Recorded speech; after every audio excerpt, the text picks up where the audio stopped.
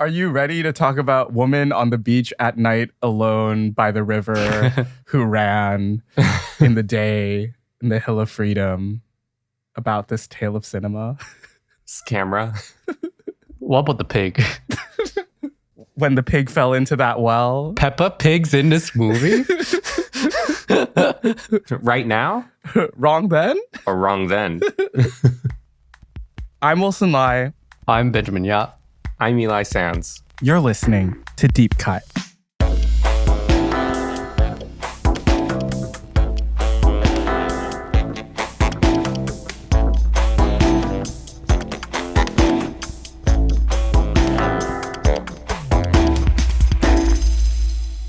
On Deep Cut, we compare a director's most popular film with a personal favorite chosen by one of us. We also discuss that director's life and career to bring in context that helps us view their movies as they may want us to. If you're enjoying the show or remembering The Turning Gate, please remember to rate and subscribe wherever you listen to podcasts, even if that's in Gangwon province, to help others discover the show. Better still, leave a review. This is really testing my memory of Hong Sang-soo film titles. You're doing really well. Thank you. Have you even seen?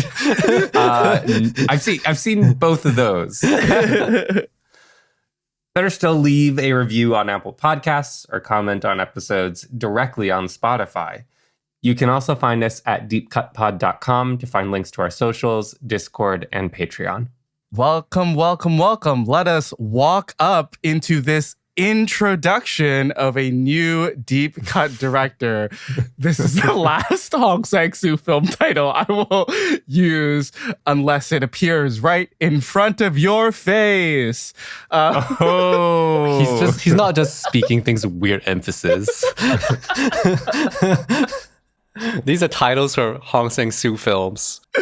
Hang on, I'm going to go get a cup of in water. Yeah. And I'm going to go touch grass. Yeah. Welcome to our Hong Sang-soo series, which we have expedited for you all because the Asian Film Archive in Singapore is putting up a series called Twin Tales, Eric Rohmer and Hong Sang-soo. It's a special program featuring 6 pairings of films by deep cut director and French New Wave director Eric Rohmer and prolific Korean filmmaker Hong Sang-soo. And now Deep Cut director. Oh, and now Deep Cut director Hong Sang-soo. I'm such a mess right now. We have previously covered... Classic Hong man. Previously? Okay.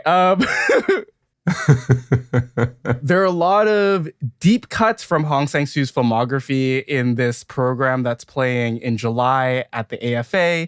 And they have also included 2 of Rohmer's films that we have previously covered on the podcast, which are The Green Ray, which is our episode 24, and episode 25's Love in the Afternoon. From the AFA, they say that their program explores Rohmer's notable and widely acclaimed works as an entry point into his oeuvre, alongside Hong's lesser-known but no less foundational early films. Twin Tales invites audiences to reflect on the affinities and divergences between Rohmer's wry moral tales and Hong's elliptical, minimalist, and self-reflexive portraits. Together, their films offer a cinema where inner worlds of language, ethics, and desire collide with the fleeting nature of existence. Today, we are going to be talking about the film that the AFA has paired with our most popular Rohmer pick, The Green Ray. And that film is 2006's Woman on the Beach. Welcome if you are joining us for the first time after watching these AFA screenings. And if you're listening to this at the start of July, Woman on the Beach is playing on July 5th with a double feature with The Green Ray, and it is playing again on July 25th. So make sure you check the link in our description that will bring you to the AFA website, and you can catch these films on the big screen. If I was in Singapore, I would be doing that. And The Green Ray is also playing on the 11th July again. Yes, it is. And if you listen to our Love in the Afternoon episode, that's playing on the 13th of July. Thank you, Ben, for covering my bases. I want to start because we are starting with a new director today. I want to start about our thoughts, our personal journeys with this new director that we're talking about. We have teased a Hong Sang-soo series probably since the first year of our podcast. I know specifically I've been very, very excited to dive into Hong. This is probably not the way that I would have gone about it, but we can talk about that later on. But I want to hear from both of you. What is your relationship with notable Korean auteur Hong Sang-soo? I mean, in our Green Ray episode, you talk about Hong multiple times. Yeah, that's true. Right. So it felt like fate. Yeah. Which feels like a Hong movie as well. That's very true. This has been kind of coming our way. And we planted that seed way back in 2021 in the very first year of the podcast, which is pretty nuts. Maybe AFA stole our idea. I don't know. Tell us if you did. We won't judge. Anyway, since I'm talking, my first Hong movie, Right Now, Wrong Then, I had no idea what the heck was wrong and right about that movie. Honestly. Now and then. Because I was watching it and I was like, what am I... And like, I kind of got it from a narrative level, but I was like, this is pretty boring and I'm not enjoying it. And I will say that kind of sometimes is my reaction to many Hong films. And I've seen a bunch, not a lot. Maybe it is a lot, but I don't have my numbers right now. Hold on. Let me look it up. I have seen 18 Hong features. Wow. You're an expert, man. I don't feel like I have, but apparently I have. That's 51% according to Letterboxd. Whoa. What? That confuses me. It doesn't feel that way. I think it's because these films are kind of small in scope generally, and they tend to resemble each other as well. And I wouldn't say they're the same film, but they have similar premises. They tend to be maybe romantic. They tend to be about men and women, kind of like our boy Rohmer, where it's also kind of using similar narrative premises maybe and exploring different ways. And I think similarly, and I think you talk about this as well on that Green Ray episode, which is that, like Rohmer, I prefer when his films have female leading roles more so than the male leading roles. And I think both Rohmer and Hong have similar strategies when approaching the way they characterize men and the way they characterize women. Because they tend to show their men to be idiots. And then the women, sometimes but not always, get a chance to be more of like a hero and less of an anti-hero. But not always the case, because there's also shitty women in both of these directors as well.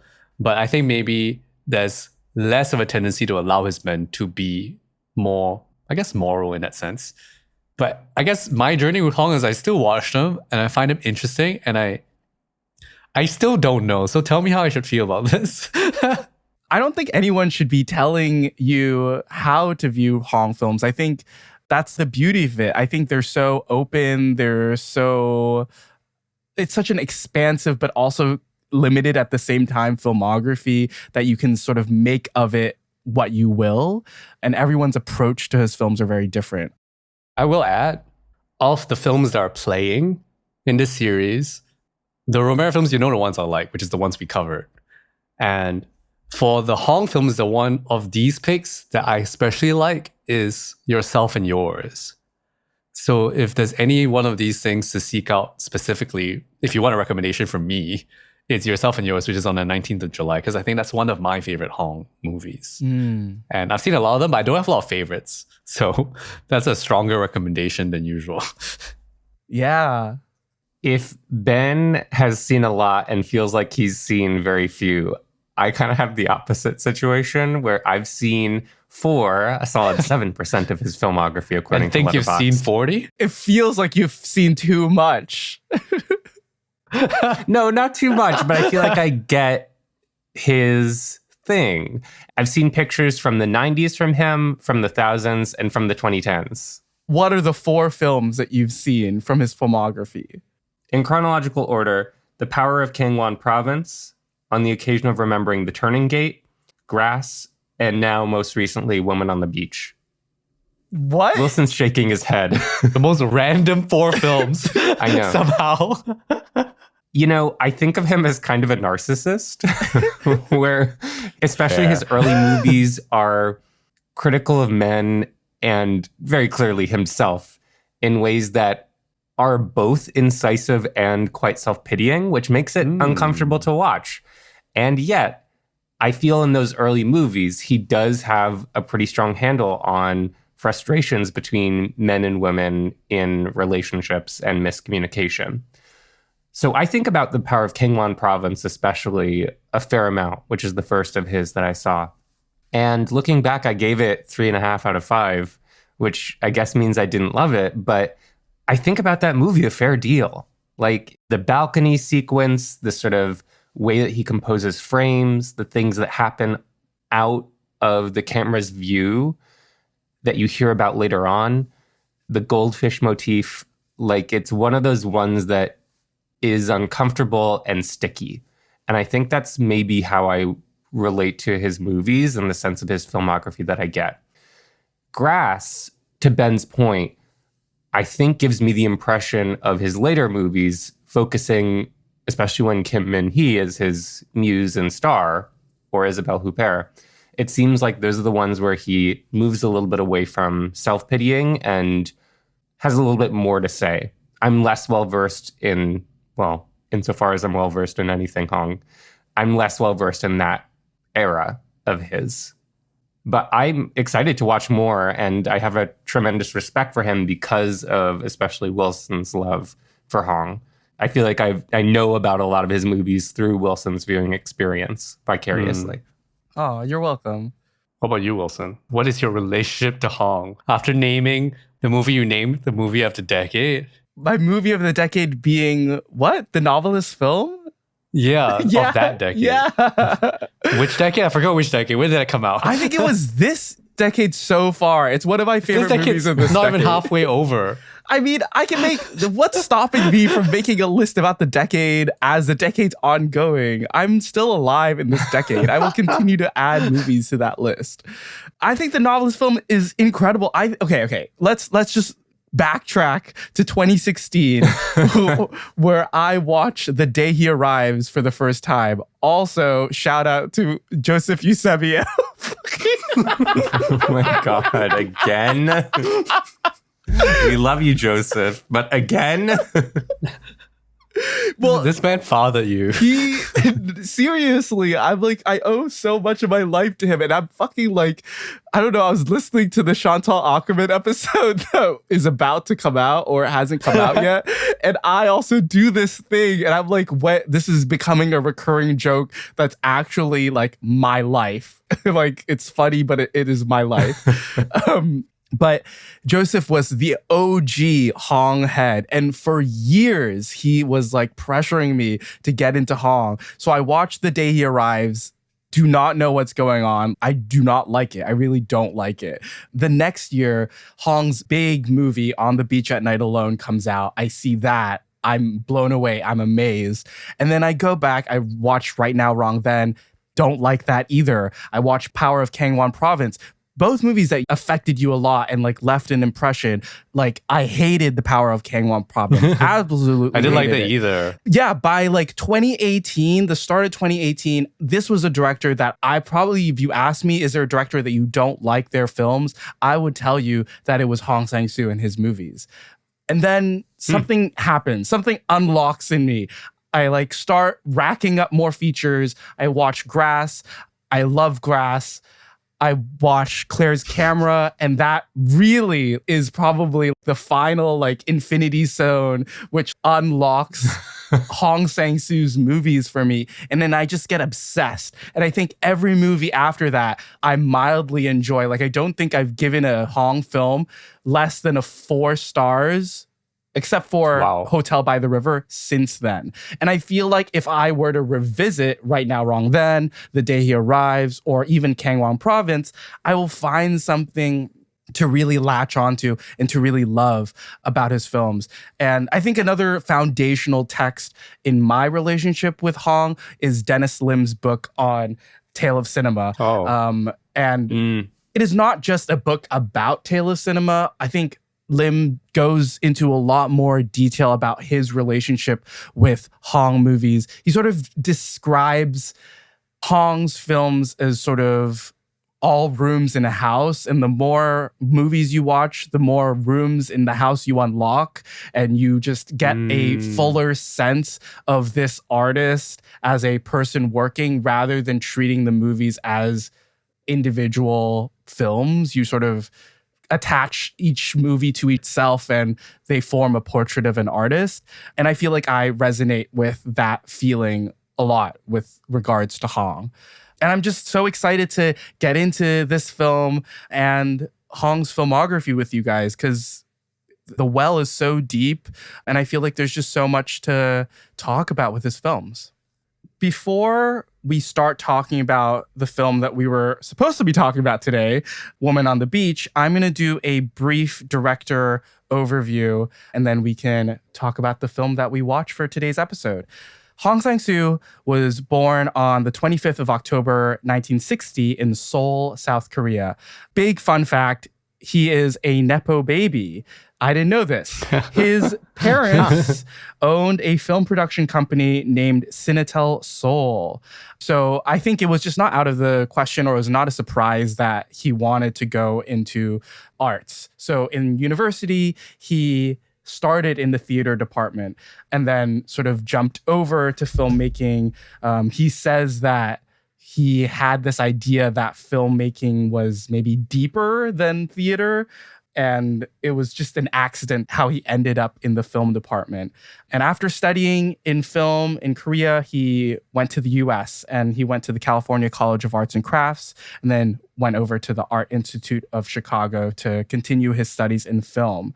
And this was a very important time in Hong's life in Chicago because he encounters Cézanne's painting The Plate of Apples for the first time. And it becomes a really influential piece of artwork for him. Very interesting because a lot of filmmakers that we've talked about previously on the podcast cite filmmakers or books or something. Hong here cites this like singular frame of apples. He cites a fruit. Yeah. I think the way he talks about it is so beautiful, but still so confounding. He says, I was standing there talking to myself like, this is enough. I don't need anything more. It still is the greatest. I didn't analyze it, but naturally I asked myself, why? Maybe his way of proportionalizing the abstract and the concrete is just right for me. I think that's why. When I see his paintings, I never get bored. I can keep looking at them. They're very fresh all the time. With other artists, I get bored as soon as I can see their point of view, their intention, their style. Okay, it's good, but that's it. But for me, Cézanne is different. Always fresh, always something more. And I think about this quote when I think about Hong's film. There's so much to dig through there. And it's very like seemingly simple on the surface, but maybe that simplicity leads to you thinking about more things when it comes to his films. Yeah, I like that. It's a nice painting. It is a very lovely painting. I think the color work is awesome. Reminds me of Claire's camera. Hong also cites Bresson, Jean Renoir, Eric Rohmer, obviously, John Ford, Louis Buñuel as other cinematic influences. Buñuel's an interesting pick because I think of Buñuel's style as extremely different from Hong's. But there are a lot of movies with dream sequences in Hong's films. I think about Tale of Cinema has a lot of dream sequences that are very important to his films. And the relationship between reality and desires and dreams is very important in Hong's work. But important part about his production process, he funds each movie from the proceeds from his previous one. And he makes movies as he goes. He works with small budgets. I think Lim says in his book, his budgets range around the 100,000 US dollar mark for his features, which is very manageable. And that has allowed him to make movies at the rate he has been making them. And what a fantastic rate he has been making them in. He has made 33 features in the last 29 years. That is more than one feature film per year. He likes to draw when he writes his movies. It's easier to explain complex things in drawings, he says. And he approaches films very simply, I would say. He used to come in with a treatment, maybe a few page treatment. And this is how he goes about creating Woman on the Beach. He presents this treatment to his actors. They say yes. And then he would write scripts for scenes the morning or the night before the scenes that they're shooting. And actors arrive during the day. They rehearse the scenes for a few hours and then they shoot. And then once they're done with whatever Hong has written for them for the day, then they move on to the next day. And as Hong has kept on going on in his filmography and working on his features, the past few years, he's really pared down his crew sizes. And this is something that Ben said very explicitly about Rohmer's work when he was moving on to later on in his career. But I think Hong has taken it a step further where he has sort of gotten rid of as many people as he could get rid of. Hong currently serves as the cinematographer, the editor, the director, obviously, the sound. He does the music as well. Yeah, the music producer for the movie. It is really incredible the point where he finds himself in right now making his movies with like maybe 4 people crews. He teaches film at Konkuk University in Seoul as a secondary way to make money. And a bit about his personal life. In 1985, Hong married his non-celebrity wife and had 1 daughter together. They are officially not separated because his wife refuses to sign divorce papers. But Hong meets his current partner, actress Kim Min-hee, while working on his 2015 film Right Now, Wrong Then together. And Kim and Hong have 1 son together. He was born on April 2025. So congratulations, Hong Sang-soo and Kim Min-hee. You have birthed a cinema legend by both of you. What? I don't know. If you're the son of Kim Min-hee and Hong Sang-soo, you are a cinema legend. So if Noah Baumbach names his son Rohmer, I think that Hong should name his son after an influence of Noah Baumbach's. Wait, what? Why? That makes no sense. Yeah, it does. Let me draw a diagram to exemplify this. Sure. It's sort of like a shape, you see? I want to read a little bit from Dennis Lim's Tale of Cinema that describes Hong's filmography. It is a critical truism and only partially true that Hong makes the same movie over and over. To be sure, he is not shy about repeatedly drawing from the same well. His protagonists belong to a particular milieu, which happens to be Hong's. They work in arts, usually in film, as directors, screenwriters, actors, critics, teachers, and students, sometimes as novelists or painters. They are maladroit, which I had to look up. Which means they are not skilled, inept. right? Yeah, they're not skilled. At times in professional settings, always in personal matters. So that means they're really bad at personal matters. Plots revolve around romantic anguish and complication. Failures of communication abound. Characters are driven by libidinal urges and petty vanity. Their defining traits, especially if they are men, include insecurity, selfishness, and an unerring ability to say and do the wrong thing.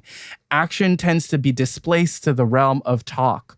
Awkward conversations unfold in long takes and over many drinks, alcohol serving as a disinhibitor and spur to philosophical rumination. No one ever learns from their mistakes. Sounds like Seinfeld. I think that's a pretty perfect description of a lot of Hong's films, maybe even all of Hong's films. Okay, let me start off with a summary. Film director Kim Jung-rae persuades his friend Chang Wook to take him on a trip to the beach town of Shinduri so he can write his latest screenplay. Chang Wook insists on bringing his girlfriend, Moon-suk, on the trip. Through some drunken fights and some jealousy, director Kim and Moon-suk get together. 2 days later, director Kim returns to the beach town and bumps into a woman who reminds him of Moon-suk. This is Hong's 7th feature, and it was preceded by Tale of Cinema and followed up with another film that is playing at this series, Night and Day. And I want to ask you guys, what do you think of Woman on the Beach? I don't know. I truthfully do not know. I think it's interesting because I had the impression that Hong's earlier works had more structural elements. And I think there are some structural elements to this. And when I say structural, I mean like there's some kind of almost like program to the way he thinks about how this film is going to be structured. And I think when you listen to the summary, it sounds a bit more clean than it actually is. The film is actually not very narratively neat, I would say. It's a film in which I didn't really know who I felt was the main character as I was watching it. Mm. And yet I don't think it's a web of relationship kind of film. And it's a film where like the person that's the driver of the plot in the moment changes over time. And that's quite strange. And as I was watching, I just wasn't sure where we were going with this. But I think it makes a lot of sense within Hong's modus operandi, which is that he doesn't want you to know exactly the shape of his film, really, right? Because he doesn't want you to feel like it is a knowable object in terms of the story that he's telling. So I think the question I have is, what is the story here and what is it that I'm supposed to pay attention to? What is interesting here besides the more obvious exploration of relationships between men and women on this, I guess, island or beachside town?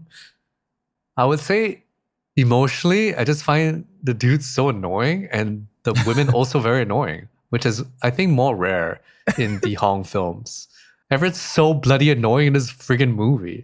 And I was like, and I think that was hard for me. I was just like, wow, I just don't like any of you. And I just have no one to follow and like want to follow. And I was just sick of them. And because they don't change, like you say, it's like so annoying.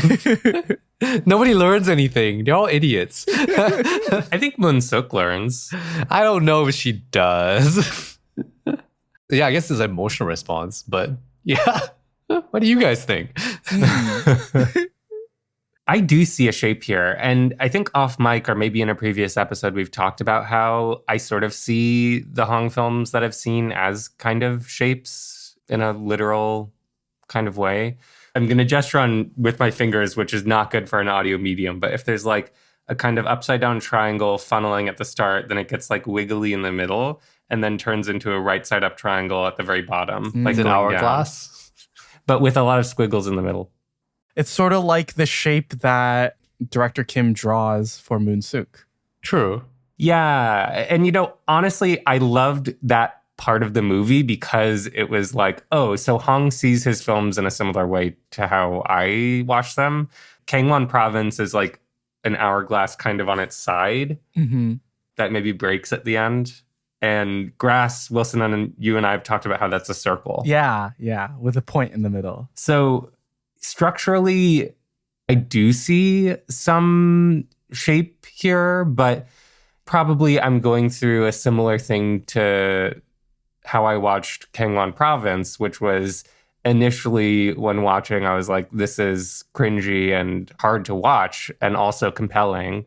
Like, I know nothing good comes of this situation, which makes it hard to watch. Mm-hmm.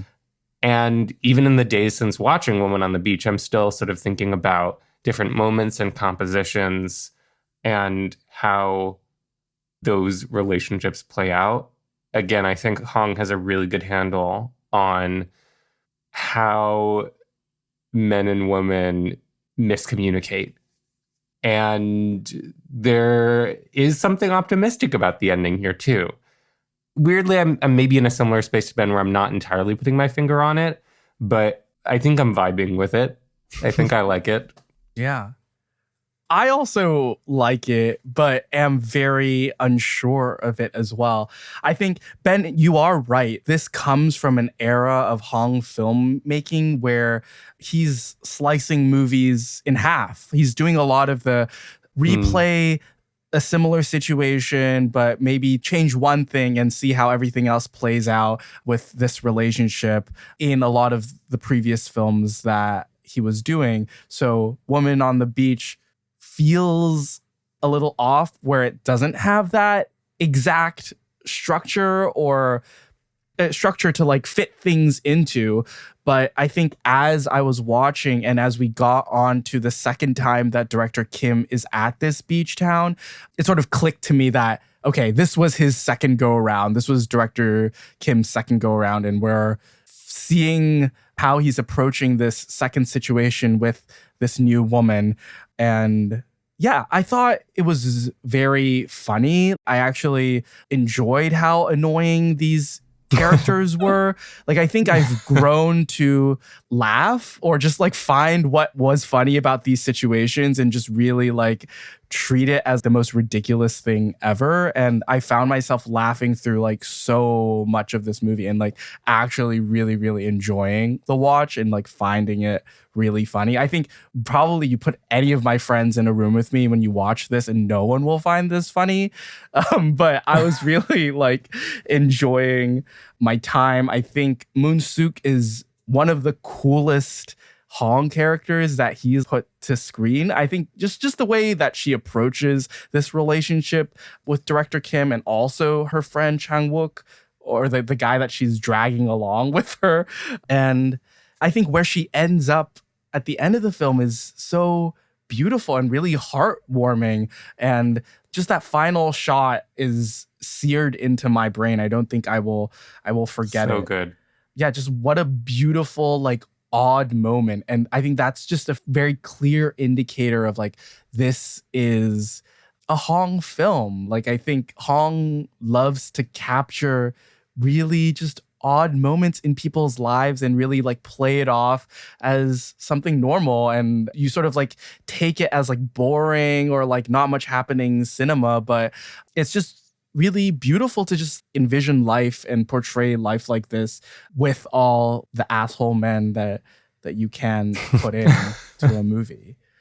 I think before we get into talking about this movie on a deeper level, I want to reference Ryan Sven. He's a US-based film critic, and he has been doing this Hong Sang-soo Notarized project for a few years where he's going back through and watching all of Hong's films and sort of making reviews on them, but also sort of marking shifts or changes or links back to other parts of Hong's films. So this was the final film that Hong shot on 35 millimeter. So definitely a transitory moment in his career. Whoa. Yeah. It is also the fourth longest Hong feature. So Hong films usually don't really run this long. They're really like short and sweet. And there are 8 drinking scenes here, pretty normal. There are 102 shots, which is pretty big for Hong. And there's a lot of scenes where he uses more than one camera setup, which is also very odd for the Hong that we know today, who uses one setup per scene and milks that one setup as much as he can. And this is also the second film in his filmography, chronologically speaking, where he's been using zooms. So just starting to get into playing with that zoom language. In this film, he has 15 zoom outs and 39 zoom ins. Another thing that I picked on that was very stylistically different from his other films in his filmography is this really heavy-handed use of score, which I don't think really serves this film very well. Agreed. I think it's pretty bad. Like, I understand the paring back that he begins to do further on in his filmography. And Ryan Swen also notes that this is the first of Hong's films that he describes to showcase a woman's perspective for the majority of the runtime. So you also see that, similar to Rohmer, shift into telling movies from a woman's perspective. And that is very much the realm in which Hong makes most of his movies these days, is centered around female characters. I disagree with that, Ryan. I don't think that makes any sense. I don't think you can characterize this as majority of the runtime from a woman's perspective. We can, why don't we just start talking about that? Yeah, because I think this is the number one thing for me, like in terms of the narrative structure of this, like who is the main character?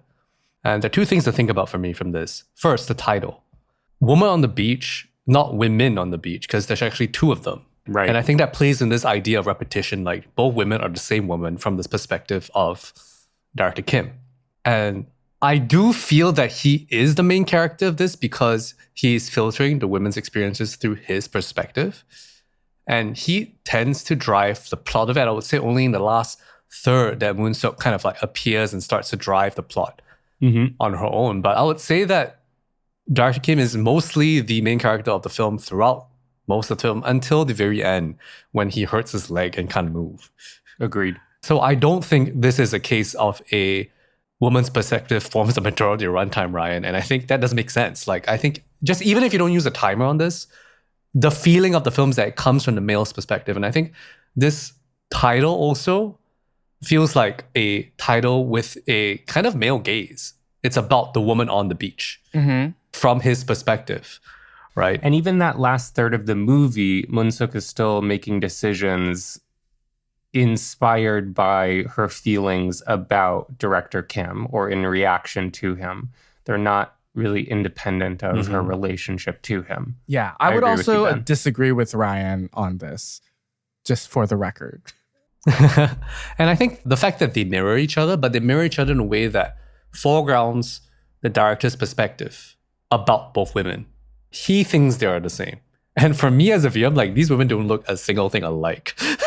And I'm like, what? They look so different. So it's just like, huh? Like, what's going on here? It's like, where's see the similarity? I don't get it.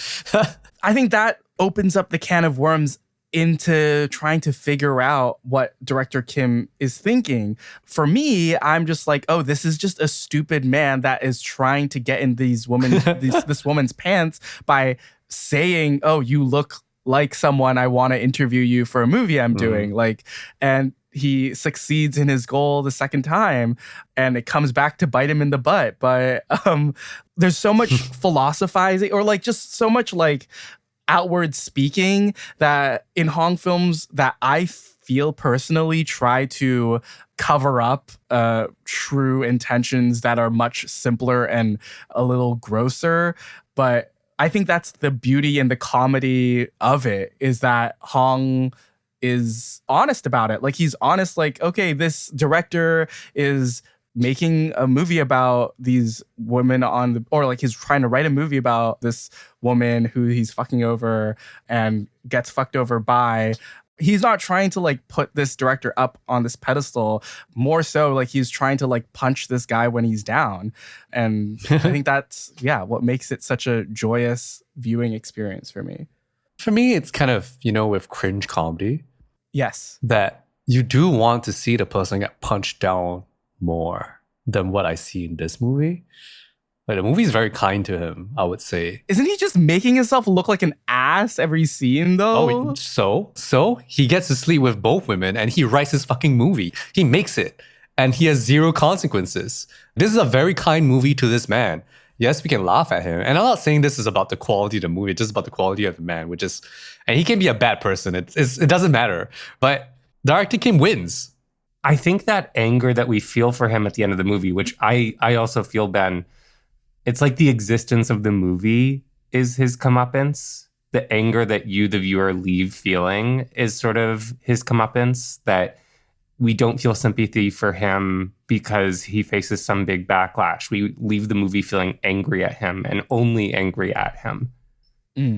I don't know. I mean, even if that was what I kind of take away from the movie, which it isn't, I think I come down to what is this movie really about?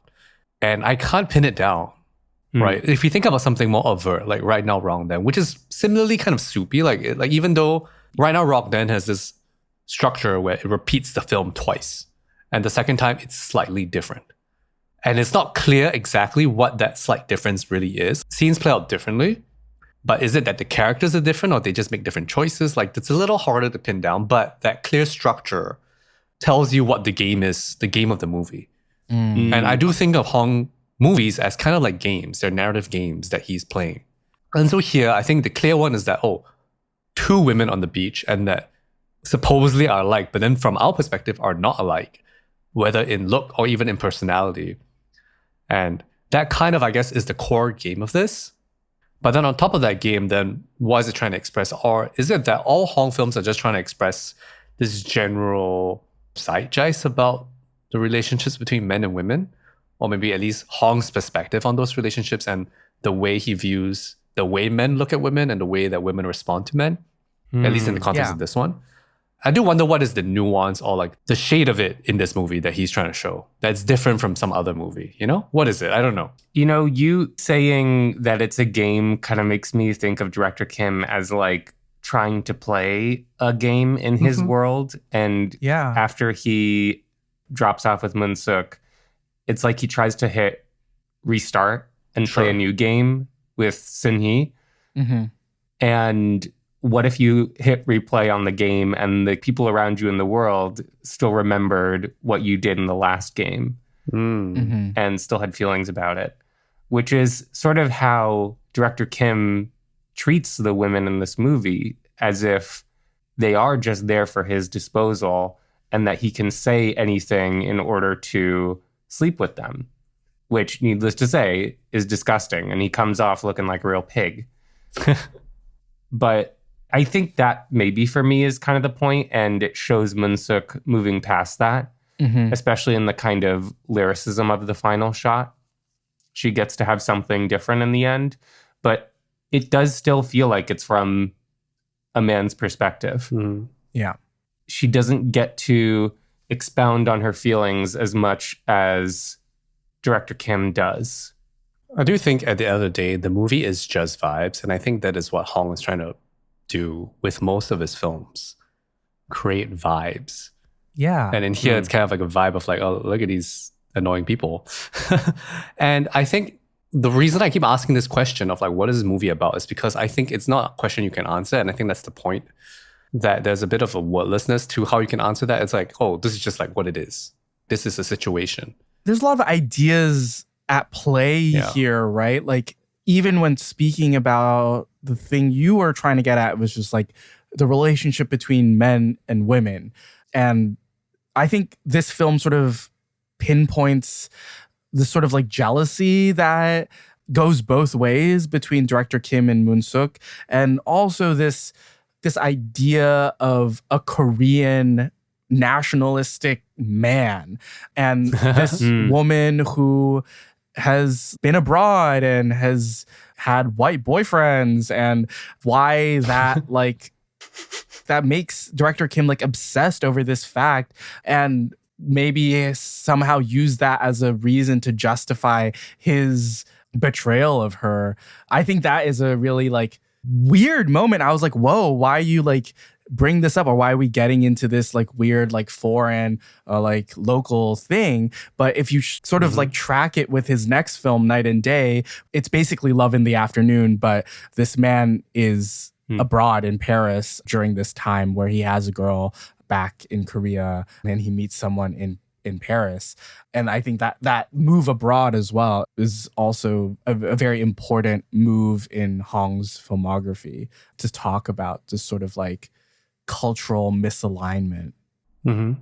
Maybe as a way of putting our finger on more specific themes, or some of those themes that the movie throws out there. Because Wilson, I think you're right. There are a lot of different questions floating here. What are some scenes or moments that stick out to you guys from this movie as particularly memorable or important or confusing, or that you have a question about?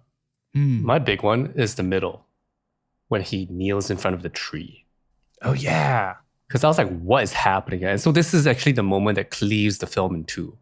Yes. Right. It goes from that first vacation to the second vacation. It's the beginning of the second vacation. It's like 2 days later. I think there's no card that says that. It just is 2 days later. There's a title card. There is? Which Okay. is Oh, there very is. Okay. Green Ray-esque. And then he is talking to who on the phone? I forget. And then he like cries and like kneels on the ground. His producer, maybe? Yeah. And then you learn that he's back here to do the writing thing again. And you're like, what? But he's like somehow, I don't know, like guilty about something. And I feel like that's the feeling I get from him. He feels like he's feeling guilty. And then he's kneeling and begging for forgiveness or something. I don't even know what is going on. I found that peculiar. And then he goes on and becomes annoying again. Yeah, I thought of that moment too as him asking for forgiveness for how he had played with Moon-suk's feelings in order to get sex. But then later on, he seems to characterize or describe that moment at the tree as him needing help with the screenplay. So how much he's actually aware of his manipulative tendencies kind of seems to come and go, where sometimes he'll be able to confront it and acknowledge it and accept responsibility for it. And sometimes he'll, as you say, Wilson, use like the foreign boyfriend thing as justification for his acting on his emotions and his libido. Yeah. I think the elusivity of some of these inexplainable things allow you to draw very, very different conclusions based on how you view this character, like as a person, and what you think they are doing in this situation. Because they can say one thing, but I rarely take Hong characters' words for truth. Like, Yeah. I always second guess what they are saying to people, especially based on who they're speaking to and how they're trying to come across as well. And what they want. And what from they that want. person. Yeah. I would say that the characters in this film are fairly obtuse from our perspective. Like, it's hard to really tell what's going on in people's heads, even though they spend so much time talking about what they think. For a director, like, he seems to like keep saying his opinions, but we don't really know what's the point of him saying all these opinions. What is he actually trying to achieve by like telling people things? Or is he trying to get a rise out of people? Does he really believe the things he says? And I think Moon-suk is generally confusing because she is quite strange and odd and does strange and odd things. And feels a bit, not quite, but almost like manic pixie. You know, a little floaty in the way that she is. And like, I would say the moment that kind of stands out is when she like takes that walking stick, which feels very like, oh, I'm just going to take the walking stick. Can I have it? Kind of like has that manic pixie vibe. And I think her kind of like, oh, I've been overbroad and like free spirited, which like I guess contrasts against, I guess, quote unquote, standard Korean woman, makes her feel a little like of a type. And I guess my question here is like, are these caricature characters? Because they feel quite extreme, but I don't know if they are, but they do feel a little extreme.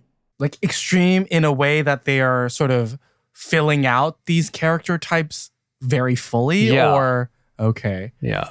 But maybe not, because I do feel like, oh, these people can exist. And I think maybe that is to Hong's credit. Like, I think these people feel fairly believable, even though they have these like intense drunken tirades. And you're like, oh, okay, chill out, dude. But then you speak about that like walking stick moment where she's trying to care for him. And then you maybe like only 2 scenes after that, she's leaving him to go hang out with Sun-hee. Okay, I think before we go into all these different directions, I want to like sort of take a step back and talk about this movie in its relationship with what AFA has programmed it next to, which is Rohmer's The Green Ray. I would love to have someone from the AFA here right now to explain why they chose this movie and not other Hong movies to play with The Green Ray. I guess there are some links with both films, well, both films being vacation movies taking place by the beach, but I am not sure I can draw any concrete connections between both of these movies.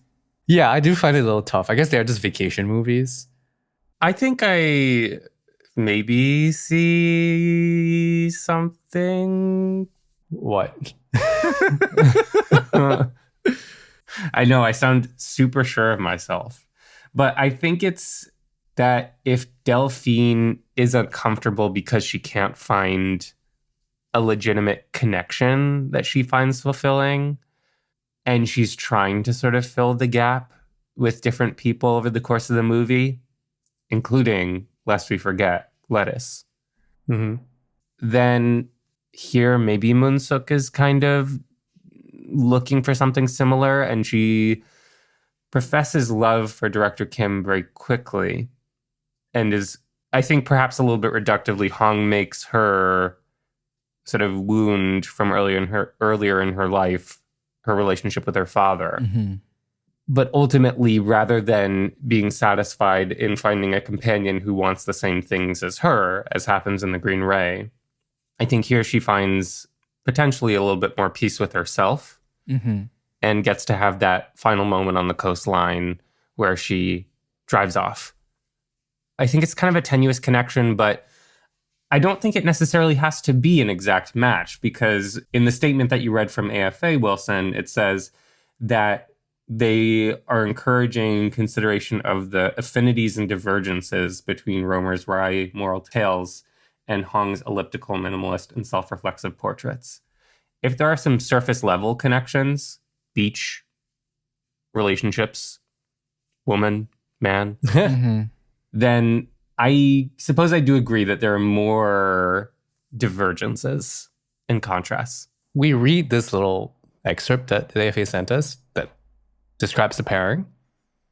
Tagline is Wanderers in Transit. So it says The Green Ray and Woman on the Beach are two films revolving around characters adrift, both emotionally and geographically, set against the backdrop of a seaside resort. Both films explore the idea of human connection through repetition, hesitation, and the search for, quote, the real thing, culminating in fleeting moments of revelation. But I would also say that you could kind of describe many Hong films of this. Yeah.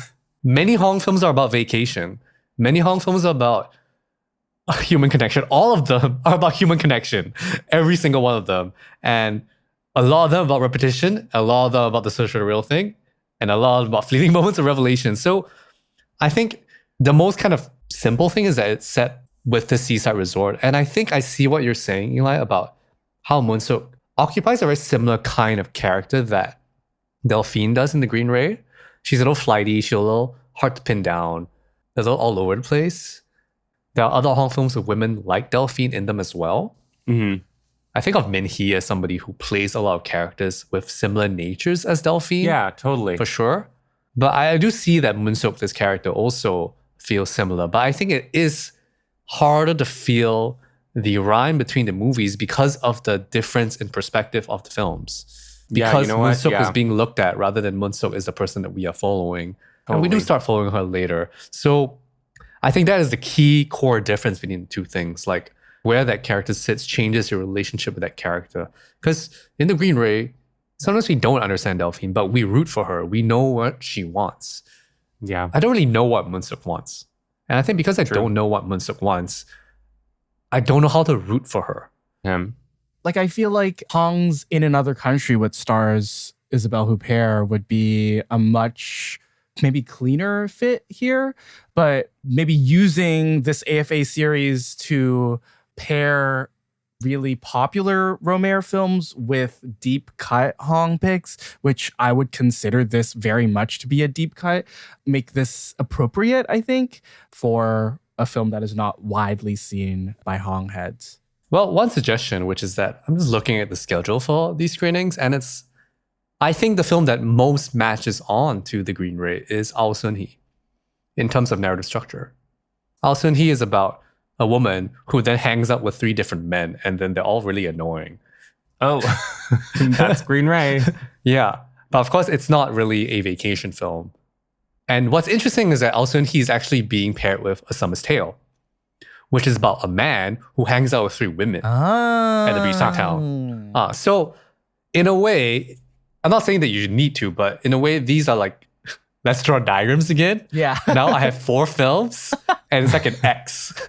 You draw an X to pair the films, you know? And that's what happens in Boyfriends and Girlfriends, because the 2 couples swap, and that's an X. Yeah. And they have X's. So, I mean, these 4 films, I think, as a unit, kind of make more sense together as 4 films rather than as 2 and 2. Because then you start seeing the rhymes between Rohmer's own films and also between Hong's own films, and then between those 2 sets of films. Right? Because they trade places.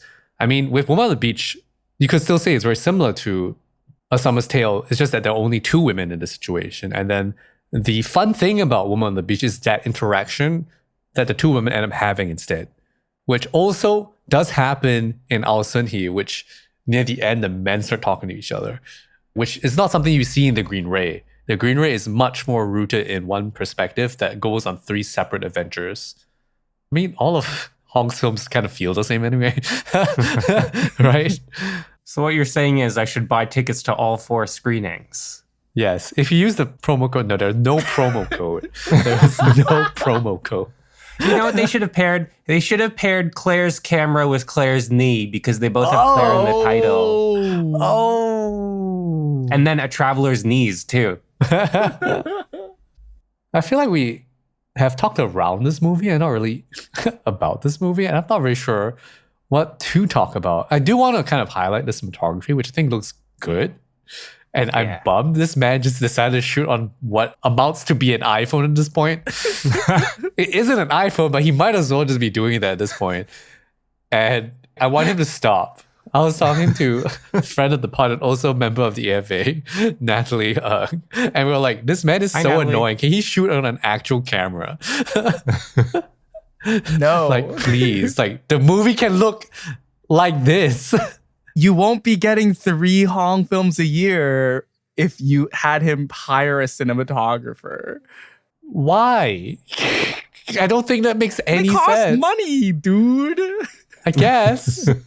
He self-funds his movies. Why does he just do the thing where he just gets his students to do it? Although there is a conspiracy theory that actually his students are shooting these later films.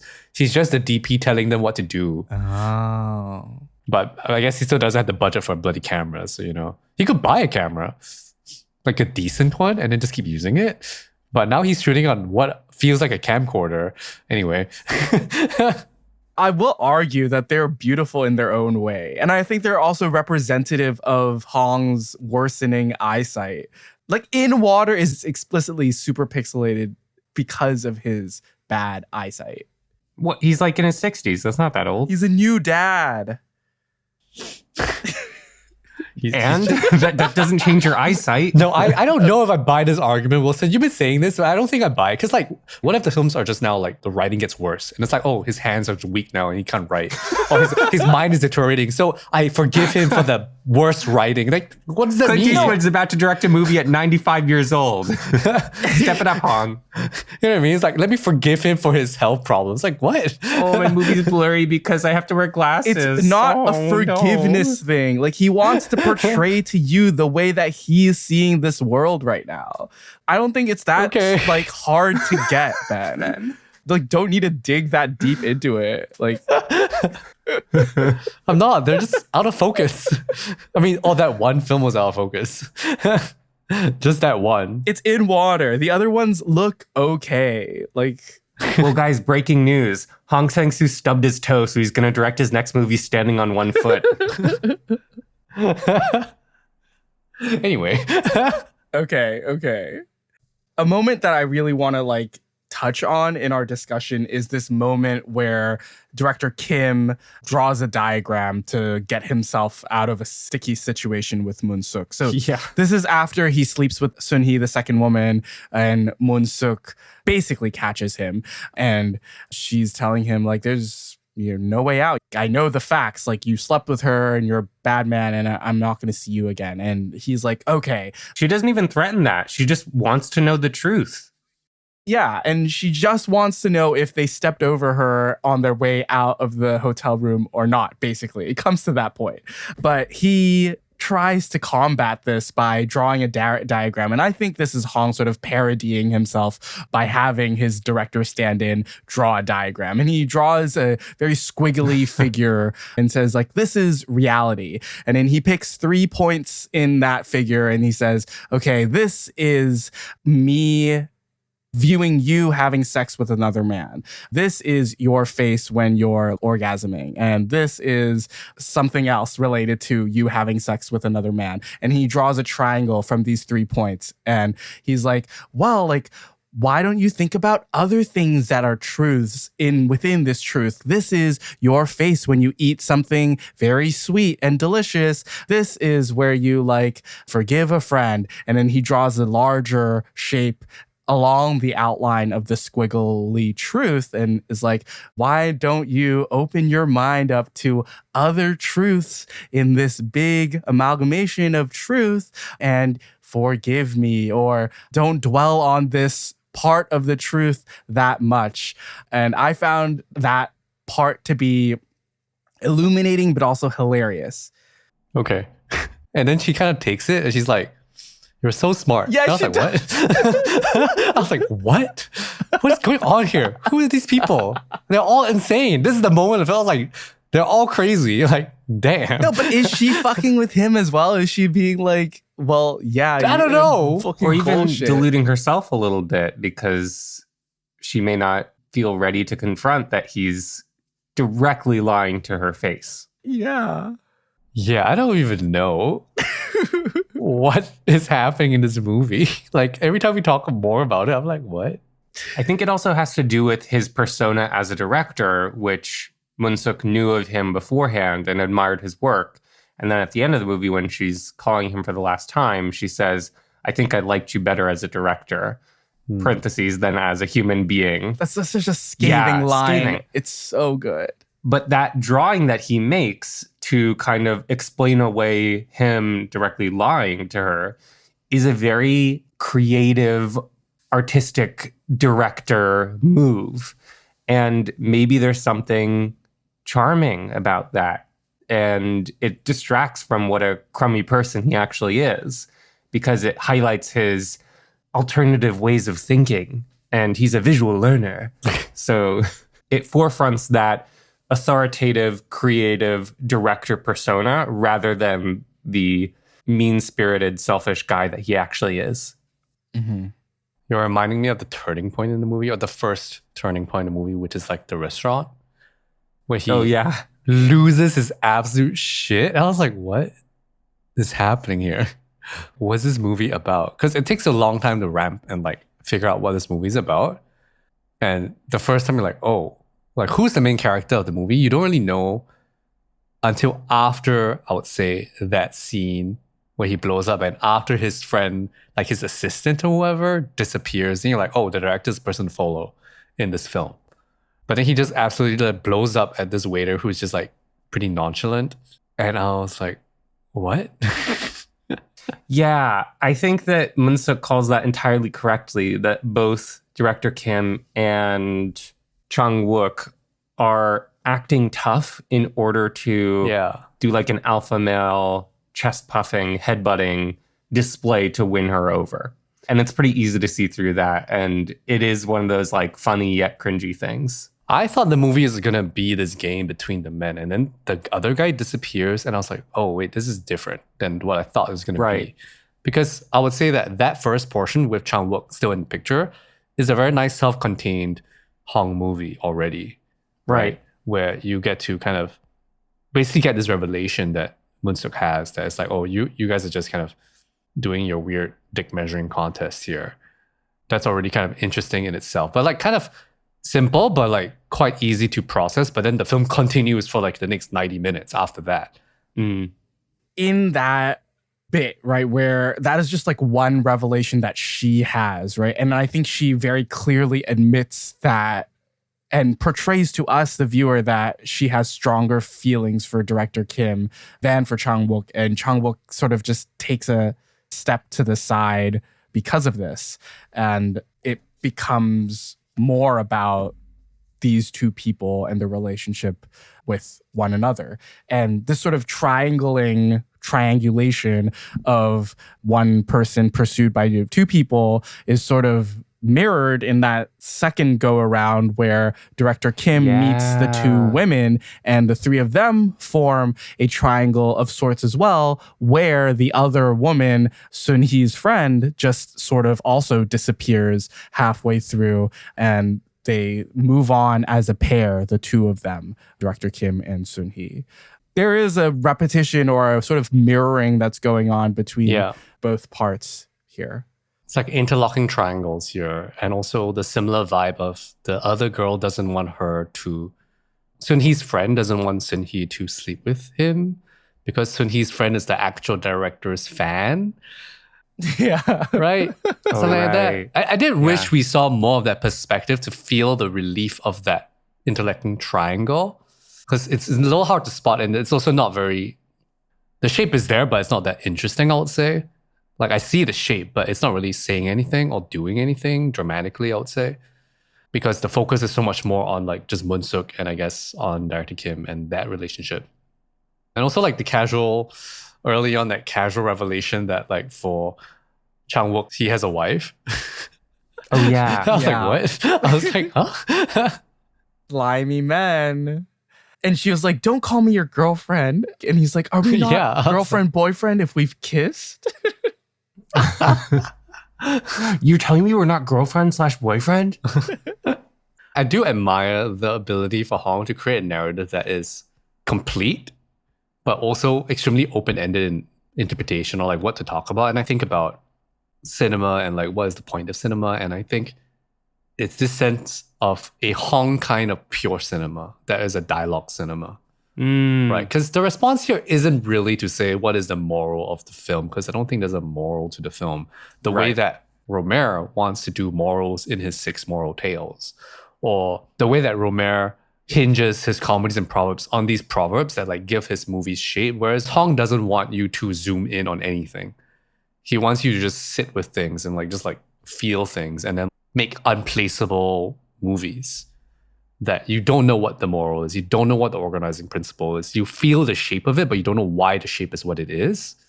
And so that means the only way to experience the film isn't to talk about the film the way we are doing right now. It's to actually just watch it and like feel annoyed at these people and be like, oh, and I guess get invested in feeling annoyed at them. But I don't have anything to tell you about what the movie is trying to say, because I don't think the movie is trying to say anything. The movie is trying to construct the vibe.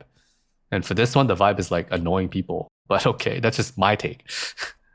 I think we should not close this conversation on Woman on the Beach without speaking about this really incredible, enigmatic ending that happens.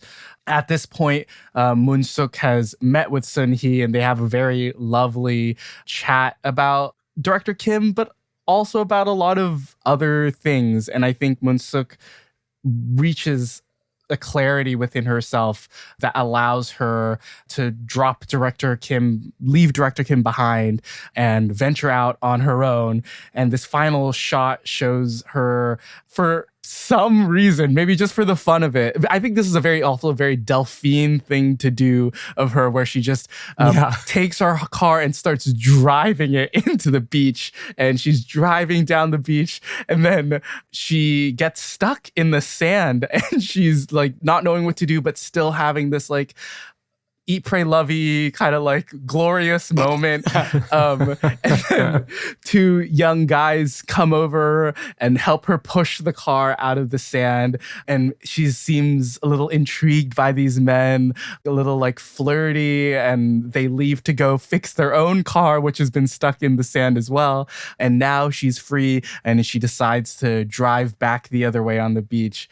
And you have this really beautiful shot of her going off into the beach. And I think that's such a moving end to a film that really didn't really carry that emotional weight throughout, but somehow in that final shot, I was feeling very moved by it. Like I thought, same. If there was no other big connections between The Green Ray and Woman on the Beach, I would say that that ending where Delphine sees the Green Ray and this ending where this weird car thing happens, I felt a similar sense of amazement at the power of cinema in that moment.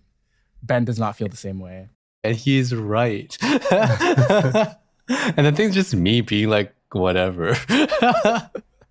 I mean, I think it's visually beautiful and it's like nice, but I don't know if I give a shit enough